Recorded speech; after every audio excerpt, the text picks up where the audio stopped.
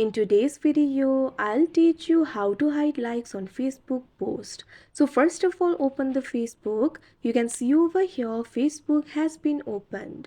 Now tap on the three lines that you can see at the top left corner of your screen. Now tap on this option, settings and privacy.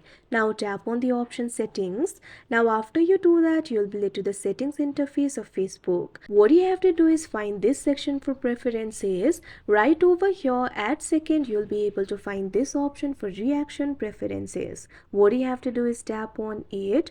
Now once you do that, you can see over here, you'll be led to this kind of interface. So if you want to hide the likes on other people's posts and reels, what you have to do is toggle the first button on. Likewise, if you want to hide the likes for your post and reels, toggle the second button on. Now after you do that, the number of likes will be hidden from the post. So that is how you hide likes from Facebook post. I hope you found this video helpful. Thank you for watching.